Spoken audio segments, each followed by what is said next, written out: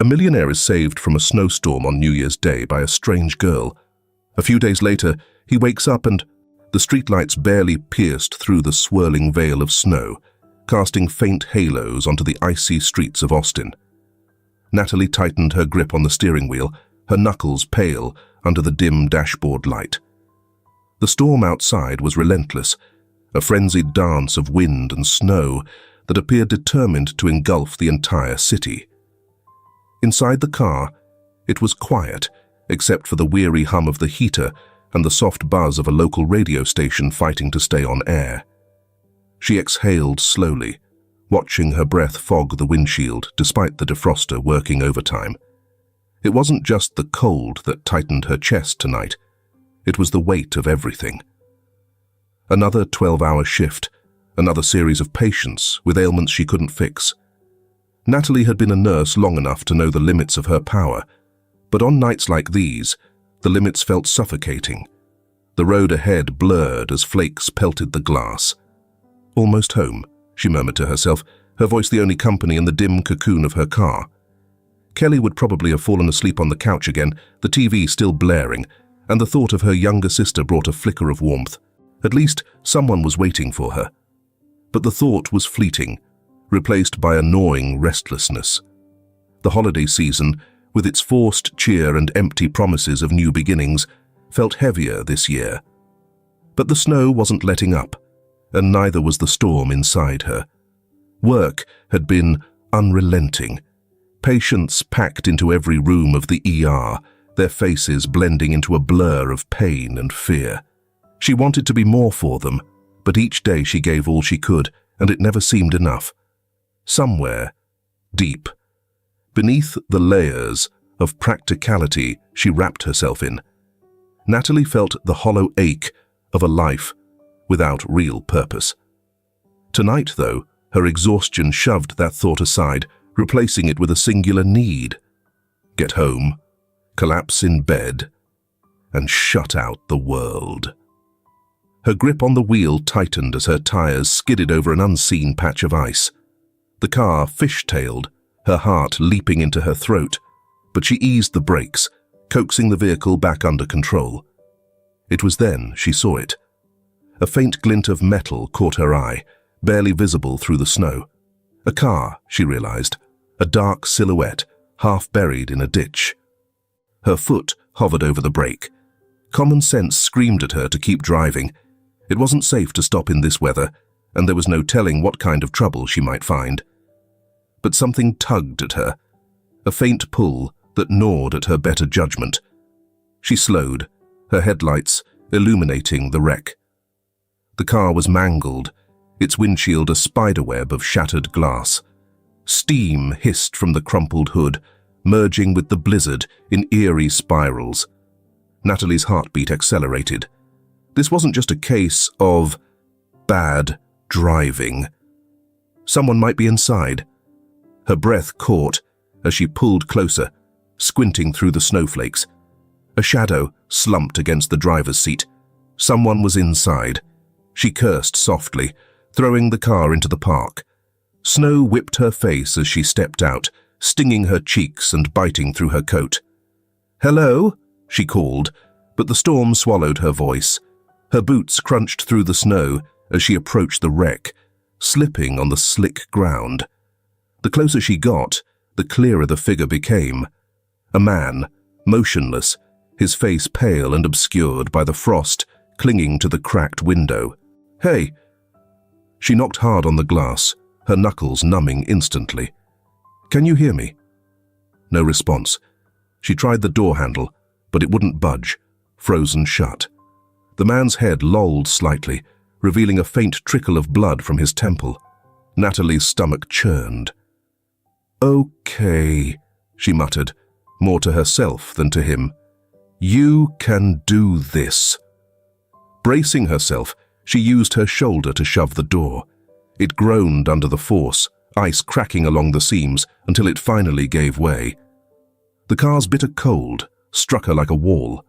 She leaned in, her fingers brushing the man's wrist to check for a pulse. Faint, but there. "You're alive," she murmured, relief mixing with urgency. She leaned closer, taking in his features. His expensive coat, the faint scent of leather and something richer. Cologne, maybe. The watch glinting on his wrist told a story of wealth, but here, in the wreckage, it seemed meaningless. Getting him out wasn't easy. The man was dead weight, his limbs limp, his head rolling with each pull. The storm fought her every step, snow soaking through her jeans and the biting wind numbing her fingers. But Natalie's resolve hardened with each struggle. She wouldn't leave him here. By the time she got him into the passenger seat of her car, her body trembled from exertion. Slamming the door shut, she collapsed into the driver's seat, gasping for breath. Her heater hummed, weak but blessedly warm, as she cranked it to full blast. She glanced at the man slumped beside her, his chest rising and falling faintly. Who was he? Why had he been out here alone? Questions piled up in her mind, but they'd have to wait. For now, there was only one priority: getting them both out of the storm, alive. Natalie gripped the wheel again, her knuckles just as pale as before. As her car crawled back onto the road, the wind screamed louder, as if the storm itself had noticed her passenger and wasn't done with them yet. The room was quiet, save for the soft creak of the old radiator struggling against the morning chill. Sunlight filtered weakly through sheer curtains, painting the walls in muted gold. Natalie sat in a worn armchair by the window, her hands wrapped around a mug of lukewarm coffee. The events of the previous night still clung to her like frost, sharp, unavoidable. Behind her, the couch groaned faintly. She turned just as the man stirred, his hand twitching before dragging across the quilt she'd draped over him. His brow furrowed, lips parting as though to speak, but no words came. His eyes fluttered open, hazel and sharp, but clouded with confusion. "You're awake," Natalie said, setting her mug on the windowsill. She stood and approached cautiously, keeping her voice low. "Can you hear me? Do you know where you are?" He blinked at her, his gaze darting around the room. The tension in his shoulders was immediate, as if every unfamiliar corner of the modest living room added weight to his disorientation. "Where?" His voice was hoarse, barely audible. He tried to sit up but winced, his hand instinctively going to his side. "Easy," Natalie said, holding out a hand. "You were in an accident. I found your car last night in the storm. You're safe here." He looked at her, his expression flickering between suspicion and gratitude. "Accident?" he repeated, his voice steadier now. "I don't remember." "That's okay," she reassured him, though her own unease simmered just below the surface. "You hit your head. It's probably just temporary." He nodded faintly, his hand brushing against the watch on his wrist. The movement was subtle, but deliberate, his fingers grazing the sleek metal as if confirming its presence. Natalie's eyes flicked to it, a polished, elegant piece that didn't match the rest of his disheveled state. Neither did his tailored coat, now folded neatly on a chair, nor the fine stitching of his shirt collar. "Do you know your name?" she asked gently. He hesitated, his jaw tightening. "I don't," he admitted after a long pause, his voice laced with frustration. His hand clenched into a fist, the watch catching the light. Before Natalie could respond, the sound of a door opening interrupted them. Kelly stepped inside, shaking snow off her jacket. The contrast between the sisters was stark. Where Natalie was soft-spoken and nurturing, Kelly carried herself with brisk efficiency, her dark hair pulled into a tight ponytail. "You didn't answer your phone," Kelly said, shrugging off her coat. Her gaze landed on the man, her expression shifting instantly from casual to cautious. "And who's this?" "I informed you that my signal is poor during this storm," Natalie responded, in a defensive tone. "This is... I don't know. I found him last night. His car was overturned, and he was unconscious. Kelly's sharp eyes narrowed as she approached the couch. You just brought him here? Alone? What if he's dangerous? He's not, Natalie said firmly. Look at him. He's hurt and confused. He doesn't even know his name. That's convenient, Kelly muttered, kneeling beside the man. Let me see. The man shrank back slightly, his body stiffening. Kelly raised her hands in a placating gesture. Relax. I just want to check something. She inspected him methodically, her fingers brushing the bruise on his temple and the shallow cut on his forehead. Her brow furrowed as she noted the faint marks around his wrists, subtle, nearly invisible, but suspicious. Her eyes darted to Natalie. You're sure this was just an accident? Kelly asked, her voice quieter now. What else would it be? Natalie shot back, crossing her arms. I don't know yet, Kelly replied, straightening. She looked at the man again, her gaze lingering on the watch. That's an expensive piece. And his clothes. He's not some guy who just happens to be stranded in a storm. The man's lips parted, but he didn't speak. His hand hovered protectively over the watch, as if it were a lifeline. Kelly studied him for a moment longer before stepping back. I'm going to check the accident site. There might be something there that explains this. You don't need to make it sound like he's a suspect, Natalie said, her voice tight. I'm just being careful, Kelly replied. You should be too. The door shut behind her, and silence filled the room once more. Natalie turned back to the man, whose gaze had fixed on the watch in his hand. I don't know who you are, she said softly, but I'm not going to leave you like this. We'll figure it out. His eyes flicked to hers, gratitude flashing briefly before it disappeared behind the same wall of confusion. He nodded, but his fingers didn't leave the watch. The room had settled into an uneasy stillness after Kelly's departure. Natalie busied herself in the kitchen, her movements quick and deliberate, but her mind raced. The stranger, Samuel, as she'd begun to think of him, though he hadn't yet claimed the name, remained on the couch. He sat stiffly, his back against the cushions, staring at the watch in his hand as if it might unravel the tangled threads of his memory. Can I get you something? Water? Tea? Natalie called over her shoulder, keeping her voice light, though her eyes darted to him every few seconds. He didn't answer right away. Water, he murmured finally, his voice barely louder than the faint hum of the fridge. She poured a glass and brought it to him, kneeling slightly to hand it over. He took it with a nod, his fingers brushing hers briefly. His grip was steady, but his eyes were distant, unfocused. You don't remember anything? She asked gently, sitting on the edge of the coffee table to face him. He shook his head, the movement small but weighted. Nothing clear, just flashes. Flashes of what? He hesitated, his hand tightening around the glass. A man. His voice. Cold. Sharp. There was smoke. I think he smoked cigars. He frowned, his brows knitting together. I can't see his face, but I know I hated him. Natalie's pulse quickened. Did he hurt you? I don't know, Samuel admitted, his frustration evident. But he controlled everything. It was like... He trailed off, shaking his head. It doesn't make sense. Before Natalie could respond, he closed his eyes, leaning his head back against the couch.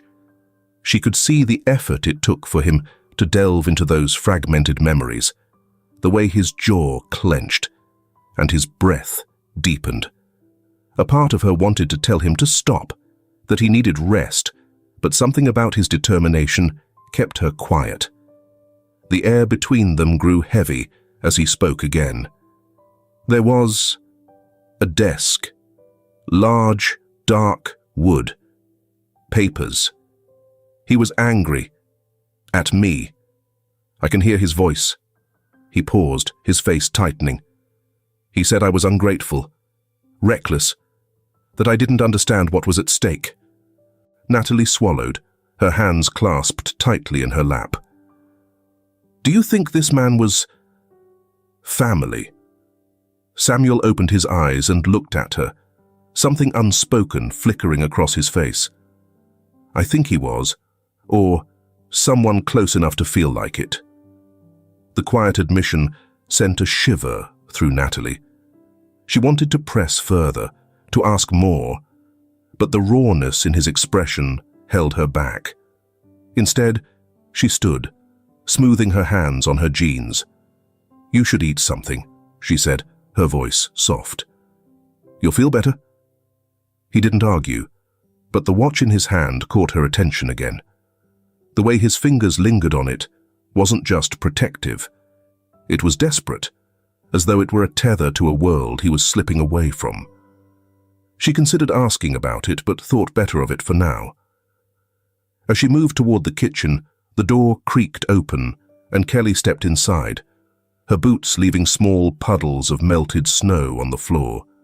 Her face was tight, her usual confidence shadowed by something darker.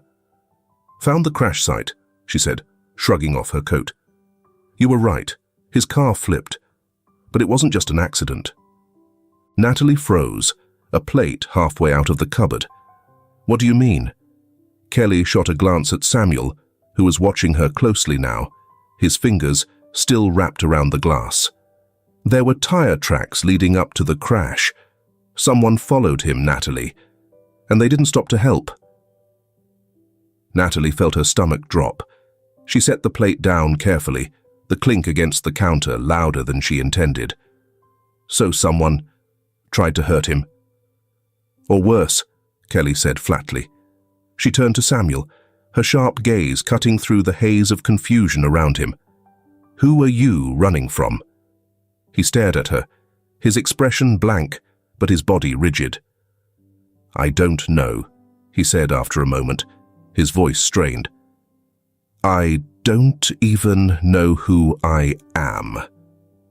Kelly's frown deepened. "Well, someone out there knows exactly who you are, and they wanted you out of the picture." Natalie crossed her arms, a protective instinct flaring to life. "What are you saying? That he's in danger?" "I'm saying we all might be," Kelly said grimly. "If someone has gone to the trouble of running him off the road, they won't stop just because he's hiding here." The room felt colder, despite the persistent groan of the radiator. Natalie glanced at Samuel, who had gone pale. He set the glass down on the coffee table with a shaky hand, his breathing uneven. "I should leave," he muttered, more to himself than to them. "You're not going anywhere," Natalie said firmly, stepping closer. "Not until we figure out what's going on." Samuel looked at her, his gaze searching, and for a moment the guarded walls around him seemed to crack. "You don't know what you're getting into," he said, quietly. "Maybe not," Natalie replied, her voice steady. "But leaving you out there alone isn't an option. Not now." The silence that followed was thick, layered with unspoken fears.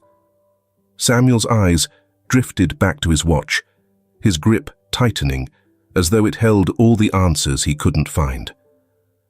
The Bryant estate was immaculate, a sprawling mansion perched on the edge of a hill overlooking the Austin skyline. Sunlight filtered through the massive windows of the living room, casting long shadows on the polished hardwood floors. Yet, despite the warmth of the golden light, the air inside felt cold and stifling. Helen sat in the armchair by the fireplace, her posture rigid, a steaming cup of tea untouched in her lap. She hadn't slept well, and her reflection in the glass cabinet across the room betrayed it. Her once vibrant features looked drawn, her auburn hair streaked with silver that seemed more pronounced in the harsh light. She set the teacup down, her hands trembling as she reached for her phone. No missed calls, no messages. Samuel's silence gnawed at her, each passing hour amplifying her unease. Her son had always been unpredictable, independent to a fault, but this was different. Something had happened. "Still no word?" Raymond's voice broke through her thoughts, smooth and steady as always. He stood in the doorway, impeccably dressed, as if the day hadn't just begun. A hint of cologne wafted toward her, sharp, masculine, deliberate. Helen shook her head, unable to meet his gaze. "Nothing. I've called his friends, the office. Even his assistant doesn't know where he is." Raymond stepped further into the room, his polished shoes barely sounding against the floor. "You know Samuel," he said, his tone low and reassuring. "He is habituated to disappearing when he needs space. He'll surface when he's ready." Helen wanted to believe him. She wanted to cling to the confidence in Raymond's voice, to let his presence soothe her growing panic. But there was something in his eyes, something she couldn't quite place. He crossed the room and rested a hand on her shoulder, the weight of it both comforting and unsettling. "Keep your imagination in check," he gently urged. "The last thing Samuel would want is for you to worry yourself sick." Helen nodded absently, but the unease didn't leave her. "He would have called by now," she murmured, almost to herself. Raymond's hand lingered for a moment longer before he pulled away, moving to the window. His back was to her now, his posture as composed as ever. "I'll have my people look into it," he offered. Quietly, of course. No need to make a fuss if it turns out to be nothing. Something about his words, about the measured way he said them, sent a chill through her. "Do you think something's wrong?" He turned, his face calm, but his eyes calculating. "I'm just being cautious. You know how reckless Samuel can be." Helen flinched at the subtle reproach, though she wasn't sure why. Raymond was right. Samuel had always been impulsive, always chasing something just out of reach. But this felt different. This felt deliberate. As Raymond left the room, Helen stared after him, her stomach twisting. His words had been reassuring, but his tone— no, it wasn't the tone. It was the pause, the flicker of something in his eyes when he mentioned his people. She dismissed the thought, forcing herself to focus on the logical explanation. Samuel would call. He always did. In the study, Raymond closed the door behind him and leaned against the heavy oak, his composed mask slipping for the first time. He exhaled sharply, his hand brushing through his meticulously combed hair. Helen's concern was becoming inconvenient, distracting. He crossed the room and poured himself a glass of bourbon, his movements brisk, precise. He had considered the possibility of Samuel surviving, but the odds were slim. The dosage in the wine had been calibrated perfectly, and the crash had been staged with painstaking detail. Even if Samuel had lived, he wouldn't remember anything. Yet, the growing uncertainty clawed at Raymond's carefully constructed control. He hadn't risen to his position by taking risks, and the idea that Samuel might be out there, alive and possibly piecing things together, was a threat he couldn't ignore. He took a long sip of bourbon, his gaze drifting to the desk. The faint scent of cigar smoke lingered in the air, a habit he allowed himself only when the pressure became unbearable. He tapped his fingers against the glass, the rhythm sharp and deliberate. "Find him," he muttered under his breath. The study door opened without a knock, and Raymond's head snapped up. One of his trusted associates stepped in, his expression grim. "No sign of him at the crash site," the man said, his voice low but firm. But there were signs someone else was there recently, tracks leading away from the wreck. Raymond's jaw tightened. And the car? Still there. Everything looks as planned. Raymond set his glass down with a little too much force, the sound punctuating the tension in the room. "If he's alive, I want to know where he is, now. No mistakes." "Yes, sir." As the door shut again, Raymond sank into his chair, the leather creaking under his weight. His fingers drummed against the desk, his mind racing. If Samuel was alive, he would find him.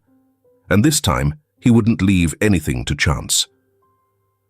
The cabin was quiet, save for the faint hum of the radiator and the rustling of papers as Kelly laid out her findings on the kitchen table. Natalie stood beside her, arms crossed, her face a mixture of concern and disbelief. Samuel sat at the far end of the table, his posture tense, his gaze locked on the stack of documents Kelly had brought with her. "I ran the plates from the car," Kelly began, her voice clipped but steady. She pointed to a photo of the crash site. "It's registered to a Samuel Crawford. And guess what? That name has quite a history." Samuel's eyes flicked to her, his fingers drumming lightly on the edge of the table. "What kind of history?" Kelly hesitated, her sharp gaze softening briefly before continuing. "You're the heir to Crawford Industries, a massive corporation that's practically a household name in Austin. Your stepfather, Raymond Bryant, runs it now." The name hit Samuel as if it were a physical blow. His breath hitched, and a faint image surfaced in his mind. A desk cluttered with papers, the rich scent of cigar smoke hanging in the air, and a voice, cold and commanding, cutting through the haze. "He used to sit across from me," Samuel muttered, his voice distant. "Always had a cigar. He didn't like to be questioned." Kelly and Natalie exchanged a glance. "That lines up," Kelly said, pulling out another file. "I did some digging into Raymond. There are whispers of financial irregularities, embezzlement, fraud, but nothing concrete. He is intelligent and adept at hiding his activities." Samuel frowned, his hand instinctively going to the watch on his wrist. "If he's that careful, why would I be a threat?" Kelly leaned forward, her expression serious. "Because you're tied to the company's assets. If something were to happen to Raymond, or if someone started looking too closely at his dealings, your name might come up. He likely viewed you as a disconnected individual." Natalie's face paled. "You think he tried to get rid of him?" Kelly nodded grimly. "That's my theory. The crash wasn't an accident. The tire tracks at the scene suggest someone forced him off the road. And this," she gestured to Samuel, "this memory loss, it's convenient, isn't it? Makes you unable to fight back or defend yourself." Samuel clenched his fists, his jaw tightening. "I don't remember signing anything illegal," he said, frustration lacing his tone. "But it's not clear. I can't trust my own memory right now." Natalie reached out, placing a hand on his arm. "We'll figure it out," she said softly, her voice steady, despite the tremor in her fingers. "You're not alone in this." Samuel's eyes met hers, a flicker of gratitude breaking through the storm of his thoughts. He nodded, though his mind churned with questions he couldn't yet answer. In the evening, as the cabin settled into a tentative calm, Samuel found himself sitting by the fireplace, the warmth doing little to thaw the cold knot of uncertainty in his chest. Natalie joined him, a steaming cup of tea in her hands. "You're quieter than usual," she said, seated across from him. He smirked faintly. "That's funny, considering you don't know me." Natalie smiled, but it didn't reach her eyes. "Maybe not everything, but I've seen enough to know who you are. The way you're handling all this, most people would shut down. You're holding on." Samuel glanced at her, his expression softening. "Holding on to what? I don't even know who I am." "You're more than your past," Natalie said simply. "I can see it in the way you talk and how you think about others before yourself. You're good, Samuel. Even if everything feels like it's falling apart, that's something no one can take away." He looked at her for a long moment, her words sinking in deeper than he expected. "Thanks," he said quietly. Meanwhile, Kelly sat at her desk in the small police station, the dim light illuminating the files spread out before her. Beside her, Harry, her longtime mentor and a retired detective, thumbed through one of the reports. "You're onto something big," Harry said, his gravelly voice cutting through the silence. "Raymond Bryant isn't just a crooked businessman. If what you're saying is true, he's dangerous." Kelly nodded, her lips pressing into a thin line. "I've got enough to start building a case, but we need more, something solid." Harry leaned back, his chair creaking under his weight. If Samuel's memories resurface, that could be the decisive evidence. But until then, you need to keep him safe. Bryant doesn't seem like a man who leaves things unfinished. Kelly's jaw tightened. "I won't let him get to Samuel, or Natalie." Harry gave her a pointed look. "You better not. If Bryant's as ruthless as he seems, this is just the beginning."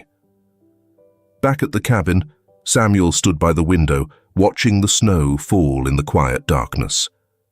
His hand drifted to his watch, his thumb brushing the smooth metal surface. A memory flickered. Raymond's voice, sharp and cutting. "You think you can walk away? Everything you have is because of me. Don't forget that."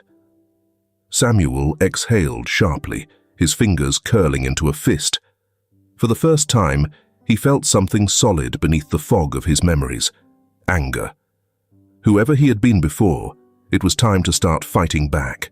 The sterile scent of antiseptic lingered in the hospital air, a sharp contrast to the warm touch of sunlight spilling through the windows. Natalie sat stiffly in the waiting room chair, her fingers clenched around the strap of her bag. Across the room, Samuel sat slouched, his hands on his knees, staring blankly at the floor. He had been quiet on the drive here, his usual sharp wit dulled by exhaustion and frustration.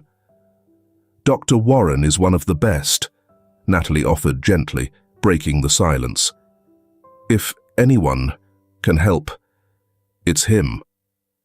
Samuel nodded absently but said nothing.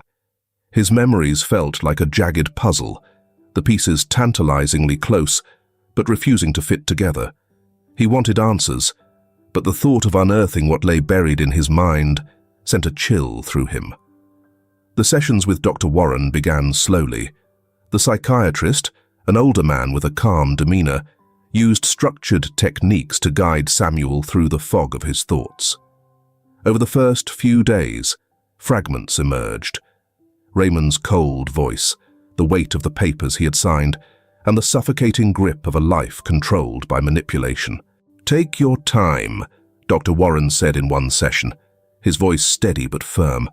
"Focus on what you feel. What do you see?"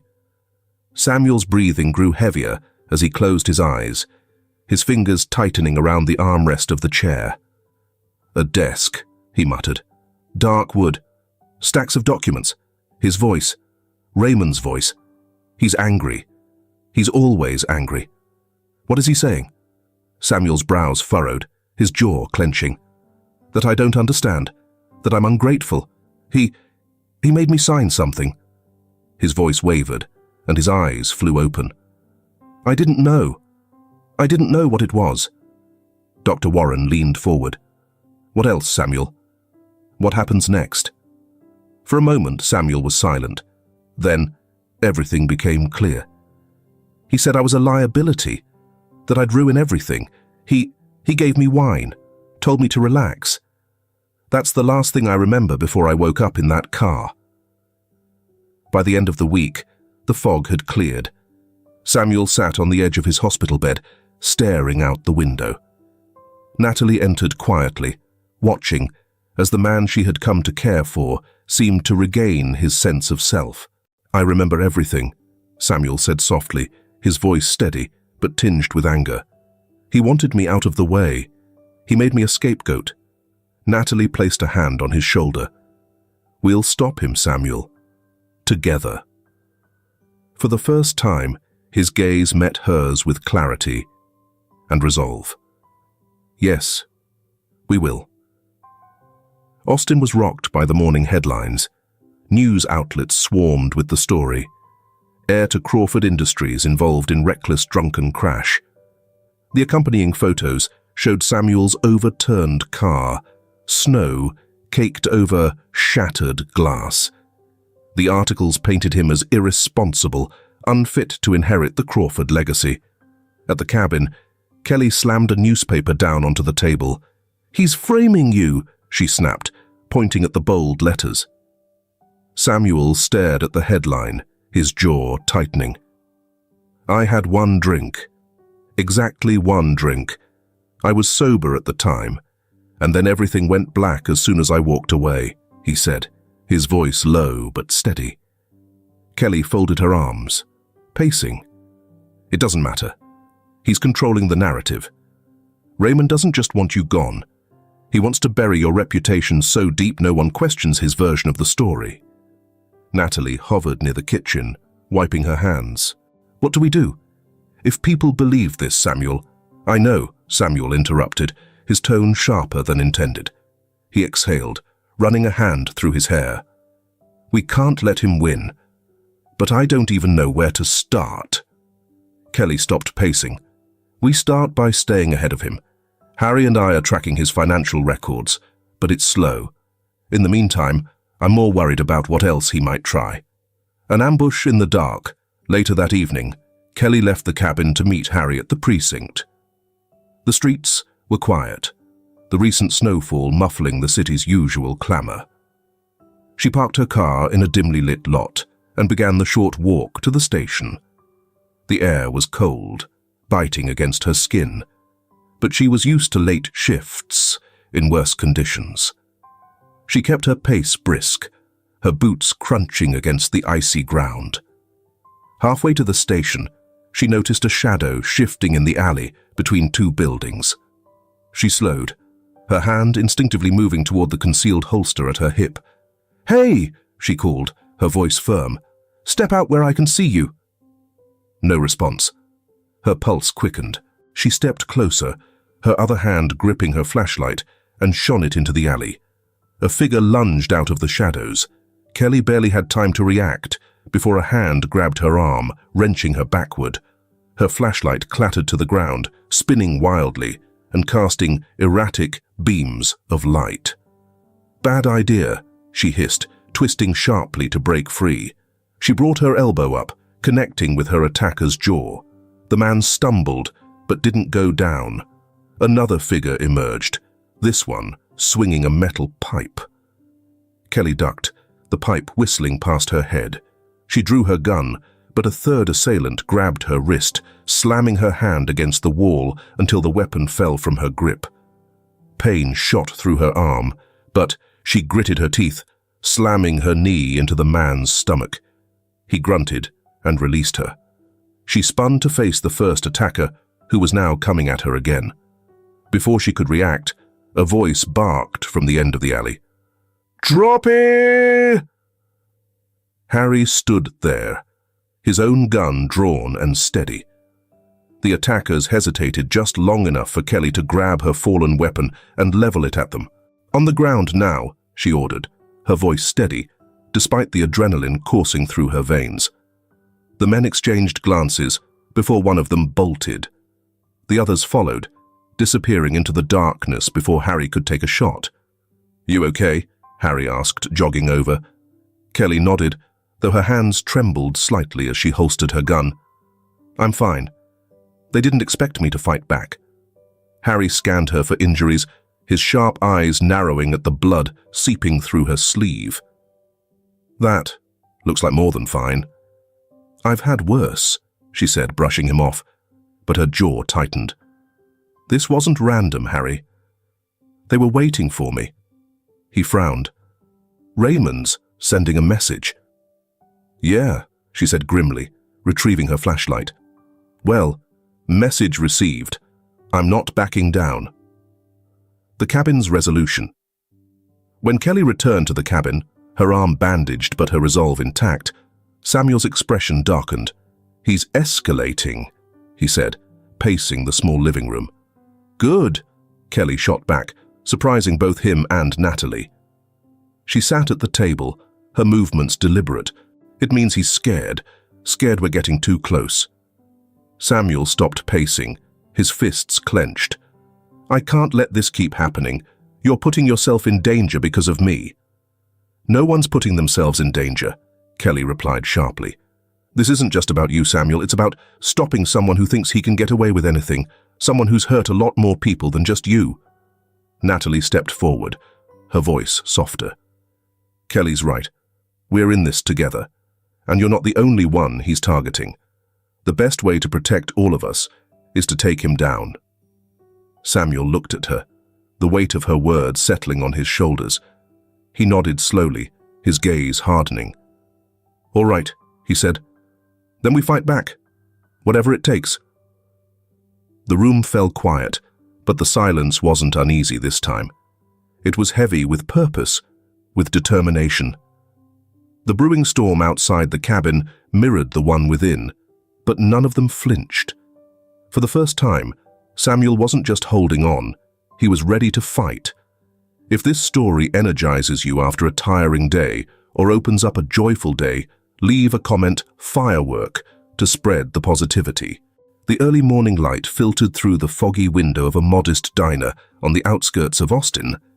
Samuel sat in a corner booth, his hands clasped tightly around a mug of coffee. Across from him, Helen Crawford looked older than he remembered, her usual poise softened by an undeniable weariness. Her perfectly tailored coat and pearl earrings contrasted sharply with the humble surroundings, but her attention was fully on her son. "You said you needed to speak with me urgently," Helen began, her voice low and careful. I thought you were gone, Samuel. What's going on?" Samuel exhaled sharply, his gaze fixed on the swirling steam rising from his cup. "I need you to listen, Mum, and I need you to believe me." Helen frowned, leaning slightly forward. "Of course I believe you. But you disappeared for weeks and Raymond said—" "Raymond lied," Samuel interrupted, his tone harsher than intended. He softened his voice when he saw the flicker of hurt in her eyes. "Mum, he's not who you think he is. I've remembered things I need you to know."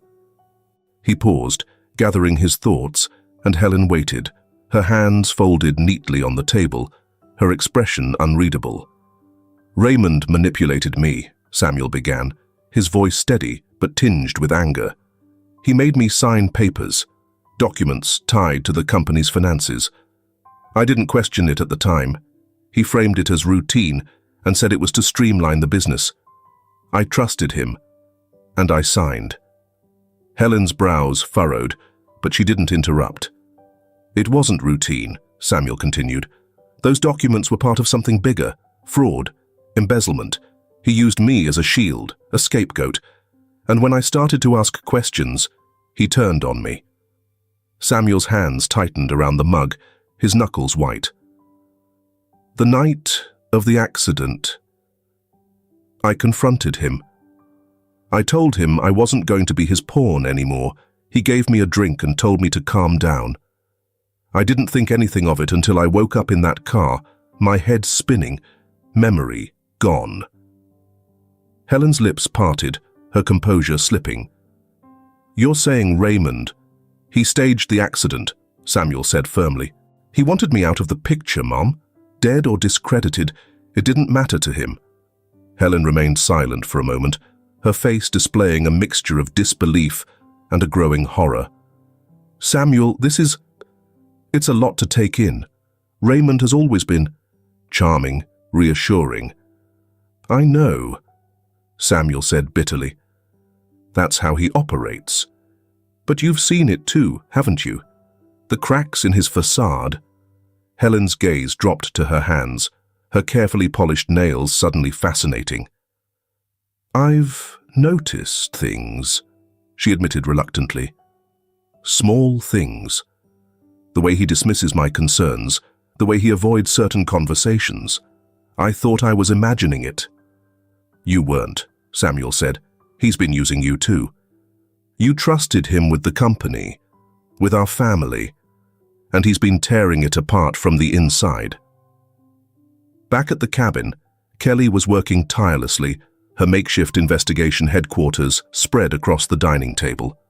Photos, documents, and notes covered every inch of space, and her laptop hummed softly as she scrolled through bank records. Harry sat across from her, nursing a cup of black coffee, "You've got enough for a preliminary case," he said, his gravelly voice steady. "But you're going to need something airtight to bring him down." "I'm not stopping until we have it," Kelly replied, her eyes fixed on the screen. "He staged Samuel's accident. I know it. The timing, the evidence. It all points back to Raymond." "Careful," Harry warned. "A man like Raymond never leaves things unfinished." "He knows we're onto him." Kelly nodded, her determination unwavering. "Then we'd better move faster." Later that evening, Helen sat in her home office, the weight of Samuel's revelations pressing down on her. The room was quiet, save for the occasional creak of the house settling. She opened a drawer and pulled out a stack of old letters and documents, records Raymond had insisted on managing years ago. As she flipped through the papers, inconsistencies began to emerge. Figures that didn't add up, signatures that didn't look quite right. A knot formed in her stomach as she realized how deeply she had trusted Raymond and how thoroughly he had deceived her. Footsteps echoed in the hallway, and Helen quickly stashed the papers back in the drawer as Raymond entered the room. "You've been in here all evening," he said with a smile that didn't reach his eyes. "Everything okay?" Helen forced a tight-lipped smile. "Just going through some old records, nothing important." Raymond's gaze lingered on her for a moment too long, and Helen felt a chill creep up her spine. "Well, don't work too hard," he said smoothly, leaning down to kiss her cheek. "We've got a big day tomorrow." As he left the room, Helen released a shaky breath. She turned back to the drawer, her resolve hardening. For the first time, she saw Raymond for what he truly was, a manipulator, a liar. And for the first time, she knew she had to act. Samuel was right. Together, they would bring him down. The night was quiet at the cabin, the soft rustle of wind against the windows, the only sound breaking the stillness. Samuel leaned against the kitchen counter, his arms crossed, staring at the documents Kelly had unearthed. The weight of what they revealed pressed heavily on him. Harry entered, holding a worn leather folder. His face was grave as he set it down on the table and gestured for Kelly and Samuel to join him. "You're going to want to see this," he said quietly. Samuel pulled out a chair and sat, the folder between him and the answers he wasn't sure he was ready to face. He opened it slowly, the scent of aged paper and ink filling the air. Inside were photos, police reports, and legal documents, each one a piece of a story Samuel had only glimpsed in fragments. "Albert Crawford's accident," Harry began, his voice heavy. "It wasn't an accident." Samuel froze, his fingers tightening on the edge of the folder. "What are you saying?" Harry pointed to a photograph of the crash site, the charred remains of a car illuminated by the glare of emergency lights. The brakes were tampered with. The initial investigation flagged it, but the report was buried. Guess who took over the company right after Albert's death? Samuel's breath hitched. Raymond. Exactly. Harry slid another document toward him, a report from an old mechanic who had worked on Albert's car days before the crash. This guy found nothing wrong with the car during its inspection. But look at this. He handed over a grainy photo of a brake line, clearly cut. Whoever did this knew what they were doing, made it look like wear and tear, unless you were looking closely. Samuel stared at the evidence, his mind racing. Memories of his father surfaced, the firm but kind man who had built Crawford Industries from the ground up, the man who had taught him integrity and loyalty. "He killed my father," Samuel said, his voice low but seething with anger. Harry nodded grimly. Raymond was a key figure in Albert's business dealings back then. Albert trusted him, and once Albert was gone, Raymond consolidated power quickly, too quickly. Kelly leaned forward, her tone sharp. This wasn't just about business. Raymond wanted control over the company, over your family, and he didn't care how he got it. Samuel's mind churned as fragmented memories began to align. He saw himself, years younger, sitting across from Raymond in the grand office. The air had been thick with the pungent scent of cigar smoke, and Raymond's voice was calm, yet cutting. "You don't understand the weight of this, Samuel," Raymond had said, sliding a document across the desk. "Your father built something great, but it's my responsibility to protect it now. Sign here and leave the hard decisions to me." At the time, Samuel had felt the pull of obligation, the need to uphold his family's legacy. He had signed without reading, without questioning. Now, the realization of what that trust had cost him was suffocating. Samuel slammed the folder shut, his knuckles white. "This ends now," he said, standing abruptly. Kelly placed a hand on his arm. "We need to be smart about this. If we act too soon, he'll bury everything. We need more, solid evidence, witnesses, something he can't wriggle out of." Samuel's jaw tightened, but he nodded. "Then we'll get it. I don't care what it takes." Meanwhile, at the Bryant estate, Helen sat alone in her study, staring at the papers she had hidden from Raymond.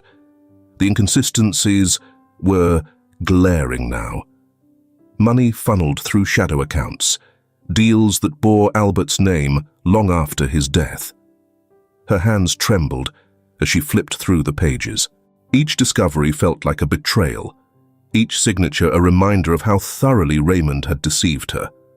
When Raymond entered the room, his usual calm smile was in place, but Helen saw it differently now. Less reassurance, more control. "You've been quiet lately," he remarked, taking a seat across from her. "I've had a lot on my mind," Helen replied, her voice steady despite the turmoil inside. Raymond leaned forward, his smile never wavering. "Anything I can help with?" Helen met his gaze, her expression unreadable. "No," she said simply. "I think I've got it under control." As he left, Helen exhaled slowly, her resolve hardening. Samuel's words echoed in her mind. "He's been using you too." She would not let it continue.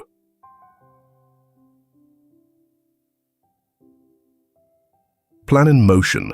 Back at the cabin, Samuel and Kelly worked late into the night, their makeshift war room buzzing with tension. Maps, records, and photos were spread across every surface. Harry tapped a document with his pen. "This is the key," he said. Albert's death wasn't just a personal loss. It was the foundation of Raymond's rise to power. If we can connect it to him, we can dismantle everything he's built. Samuel's eyes burned with determination. "And then we take it all back. The company, the name, everything. We make him pay for what he's done." Kelly nodded. "We'll need allies, people in the company who saw the cracks but were too afraid to speak out." "Start with the board members," Samuel suggested. "Some of them were close to my father. They might have seen something." As the first light of dawn crept through the windows, the three of them sat in silence, their plan taking shape. The path ahead was dangerous, but for the first time, Samuel felt a sense of clarity. This wasn't just about justice. It was about reclaiming everything Raymond had stolen, and making sure he could never hurt anyone again. The conference room of Crawford Industries was a spectacle of wealth and power. The polished mahogany table gleamed under the soft glow of chandeliers, and the room buzzed with murmurs from shareholders and board members. Raymond Bryant stood at the head of the table, his usual commanding presence on full display. He gestured smoothly, addressing the room with confidence, his voice laced with false assurances about the company's future. Samuel Crawford stepped through the double doors, his entrance abrupt enough to silence the room. The murmurs ceased as every eye turned toward him. The atmosphere shifted immediately. Confusion, surprise, and even fear flickered across the faces of those gathered. "Samuel," Raymond said, his tone laced with forced surprise. "What a dramatic entrance. I wasn't expecting you." Samuel's expression was cold, his jaw set. He strode to the center of the room, a stack of documents tucked under his arm. "I'm sure you weren't," he said, his voice calm but laced with simmering anger. However, he was determined to seize this chance to ultimately rectify the situation. The tension in the room was palpable as Samuel laid the documents on the table. He glanced around, meeting the eyes of the shareholders who had once trusted his family to lead Crawford Industries. "For years, this company has been in the hands of someone who has betrayed every principle my father built it on," Samuel began, his voice steady but rising with conviction. "Raymond Bryant is not the man you think he is, and today I have the evidence to prove it." Samuel unfolded the documents, spreading them across the table. Kelly and Harry stood at the back of the room, their presence a silent testament to the weight of what was about to unfold. "This," Samuel said, holding up a forensic report, "is proof that my father's death 20 years ago was no accident. The brakes on his car were deliberately tampered with. And here," he gestured to another document, "is evidence tying Raymond to the mechanic who performed the inspection. A mechanic who conveniently disappeared shortly after my father's funeral." Gasps rippled through the room. Raymond's calm facade wavered for the first time, his hand tightening on the back of his chair. "Samuel, this is outrageous," Raymond said, his voice low but sharp. "These accusations are baseless and insulting." "Baseless?" Samuel shot back, his voice cutting through the room. He held up another document. "This is a copy of a financial transfer, money funneled through a shell account you set up days after my father's death. You paid off the investigator who buried the report." Raymond stepped forward, his composure cracking. "This is absurd. These are fabrications, lies." Samuel ignored him, turning to the board members. "And it doesn't stop there. Raymond has been embezzling company funds for years, siphoning millions into offshore accounts while blaming the losses on market downturns. He's not just a liar. He's a thief." Raymond's voice rose, his mask of control slipping completely. "You don't understand what it takes to run this company, Samuel. Your father was a dreamer, a fool who couldn't handle the reality of corporate power. Everything I've done was to protect what he built." "Protect?" Samuel's voice was ice. "You killed him, Raymond. You destroyed everything he stood for. Don't you dare pretend this was for anyone but yourself." Samuel's words filled the room with silence. Raymond's breathing was heavy, his eyes darting around the room, searching for a lifeline. "I won't let you do this," Raymond snarled. "This is my company now. You're just a bitter, naive child trying to play hero." Samuel stepped closer, his voice dropping to a deadly calm. "And you're a desperate man who just ran out of moves." The doors to the room burst open, and a team of police officers entered, their badges gleaming under the light. The lead officer stepped forward, holding a warrant. "Raymond Bryant," the officer announced, "you are under arrest for conspiracy to commit murder, embezzlement, and corporate fraud." The room erupted in chaos. Shareholders shouted, some in anger, others in disbelief, while board members exchanged frantic whispers. Raymond's face twisted in rage as the officers approached him. "You can't do this," Raymond yelled, struggling as they cuffed him. "This is my company. You'll regret this, all of you." As Raymond was led out, his eyes locked on Samuel. "This isn't over," he hissed. "You have no idea what you've done." Samuel didn't flinch. He stood tall, watching as Raymond disappeared through the doors. For the first time in years, he felt the weight of his father's legacy lift slightly from his shoulders. The room quieted as the shock settled. Samuel turned to the board, his voice steady but resolved. Crawford Industries was built on integrity, on vision, and on trust. I intend to restore all of that. Today is the first step toward rebuilding what my father started." Some nodded, others looked wary, but no one spoke against him. The power Raymond had wielded was gone, and Samuel's presence was undeniable. As the meeting adjourned, Kelly approached Samuel, a small smile playing on her lips. "You did it?" she said. Samuel shook his head. "We did it," he corrected, glancing at her and Harry. "But this is just the beginning. We have a lot of work to do." Outside, the sun was setting, casting a golden glow over the city. Samuel stood on the steps of the building, taking in the sight. For the first time in years, the future didn't feel like a burden. It felt like a promise. The Crawford estate was quiet, a stark contrast to the chaos that had engulfed it in the weeks prior. Helen sat in the sunroom, her hands resting on a worn leather journal she had rediscovered in her search for answers. The late afternoon sun streamed through the tall windows, warming the room, but the weight in her chest refused to lift. Samuel entered quietly, his footsteps muted on the plush carpet. He paused when he saw her, noticing the tension in her shoulders and the way her fingers absently traced the edges of the journal. "Mum," he said softly, taking a seat across from her. Helen looked up, her eyes rimmed with a mixture of exhaustion and guilt. "I don't even know where to begin," she said, her voice trembling. "I trusted him, Samuel. I let him into our family, into this company. I should have seen it."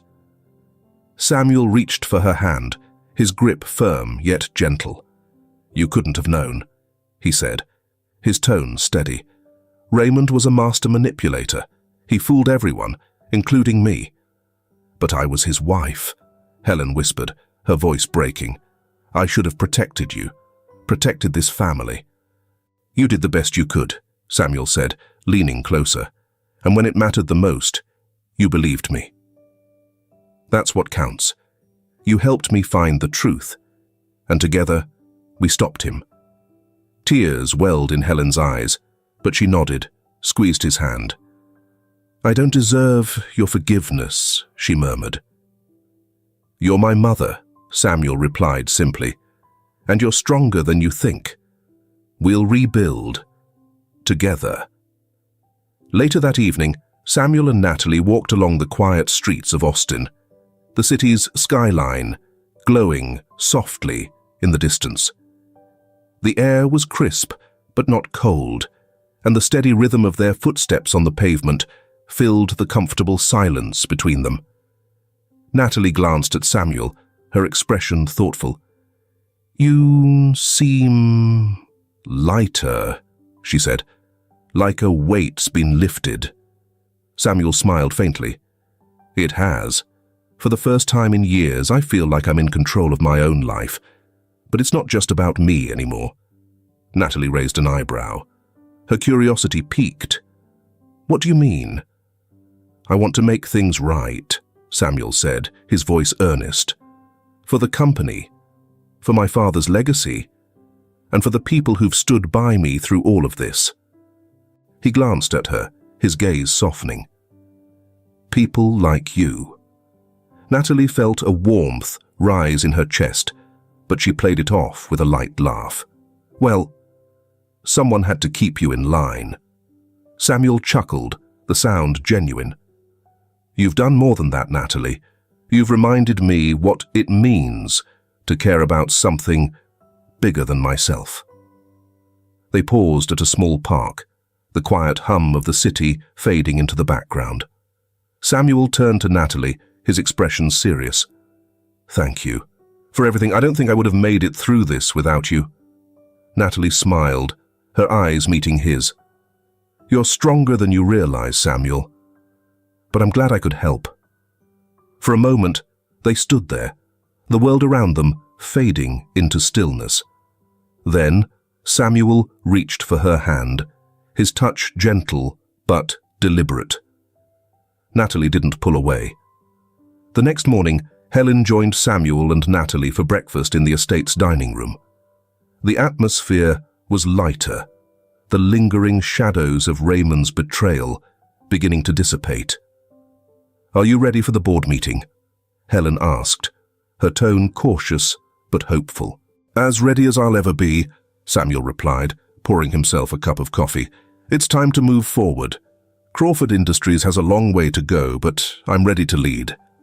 Helen nodded, a small smile playing on her lips.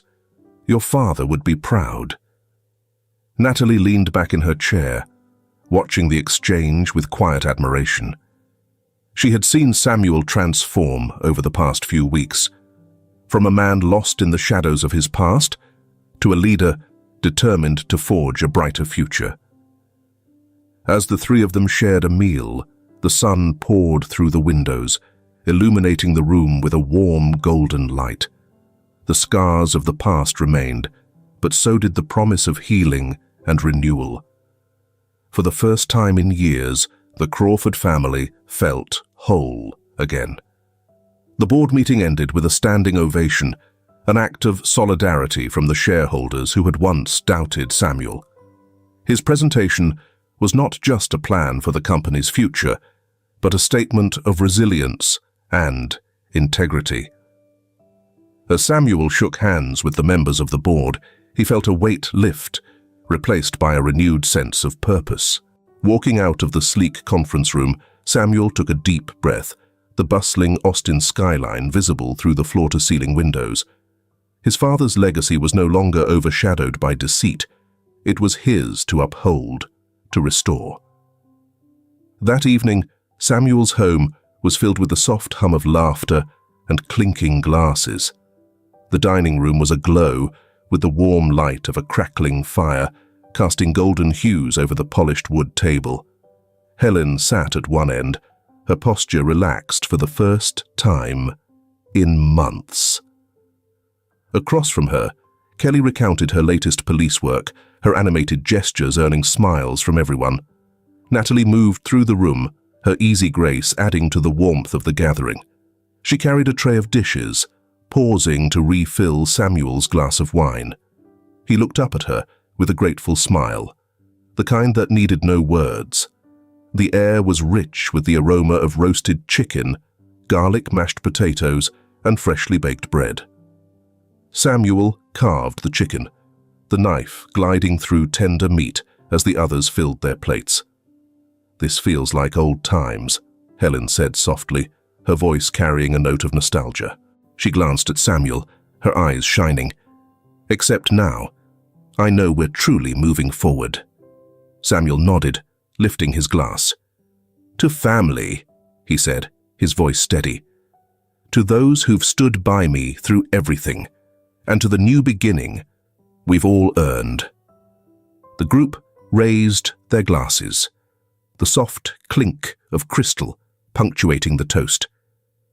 After dinner, the group moved to the living room, where the fire had burned low, its embers glowing softly. Helen sat in an armchair, her hands resting on her lap as she gazed at her son. "Your father would be proud, Samuel," she whispered, her voice barely audible above a whisper. Samuel leaned against the mantel, his hands tucked into his pockets. "I hope so," he replied. "But this is just the start. There's still a lot to rebuild." "And you'll do it," Helen said firmly, with integrity, just like he would have. Nearby, Natalie and Kelly shared a quiet conversation, their laughter blending into the soft crackle of the fire. Samuel watched them for a moment, a warmth spreading through his chest. He had lost so much, but what he had gained, a deeper connection to those who mattered, felt like a gift he would never take for granted. As the night deepened, the distant sound of fireworks began to echo through the city.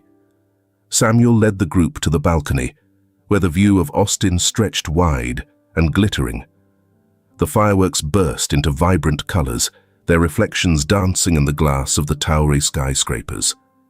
Helen leaned on the balcony railing, a content smile on her face.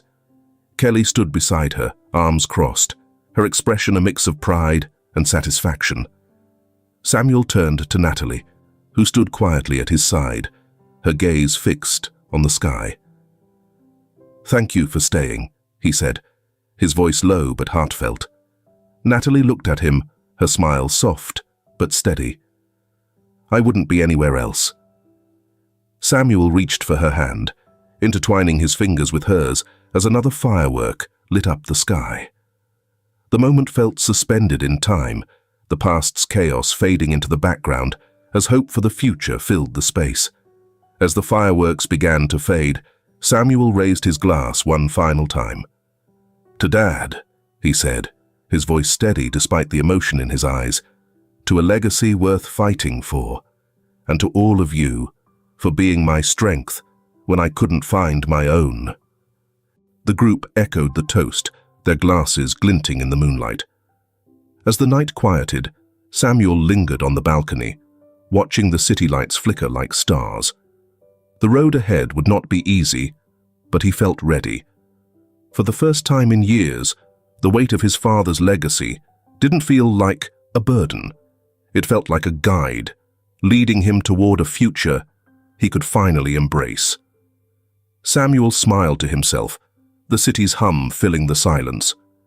It was a new beginning, not just for the company, but for all of them. And this time, he knew they would face it together.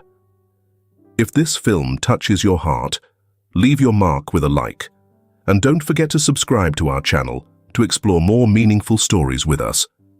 Share your feelings with us and tell us your own stories. Every word you share is a building block that helps create our strong and enduring community.